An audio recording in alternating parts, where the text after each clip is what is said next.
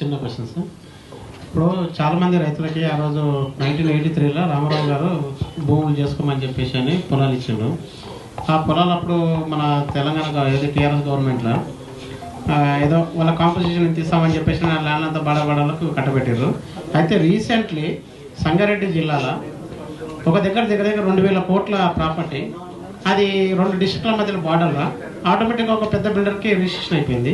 మళ్ళీ ఇంకోటి రైతుల భూముల్ని భయపెట్టించేసి ఆ లావణ్యపడ్డ భూములు తీసుకుపోయి రిజిస్ట్రేషన్ చేస్తున్నారు. దానిలో ఆర్డీఓ ఆఫీసర్ కూడా ట్రాన్స్ఫర్ అయిపోయాడు మొన్న. మరి ఇట్లాంటి ఇప్పుడు ఎందుకంటే రైతుల భూమిని వాళ్ళు భయపెట్టించేది గవర్నమెంట్ భూమి అని చెప్పేసి అని లావణ్యపట్ట భూమి అని చెప్పి వీళ్ళు రిజిస్ట్రేషన్ చేస్తారు. ఎట్లా రిజిస్ట్రేషన్ అయితే సార్ దానికి ఏమైనా యాక్ట్ అయిందా? ఇప్పుడు జర్నలిస్ట్గా క్వశ్చనా క్లయింట్గా అడ్వకేట్ అడుగుతున్నాను? జర్నలిస్ట్ ఏం చేయలేకపోతున్నాం సార్ దానికి. ఫీల్ అవుతుంది దానికి.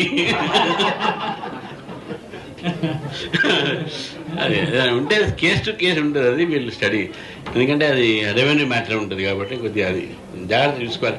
ఎందుకంటే అది ఆ కేసు మనకు కూడా మనం ఏదైనా కామెంట్ చేసినప్పుడు అది it will effect the revenue officers కూడా ఉంటుంది. బాగుంటుంది. మనం మొత్తం కేసు తెలుస్తున్నా మనం మాట్లాడవచ్చు. థ్యాంక్ యూ వెరీ మచ్ అన్న. ఇది ఈ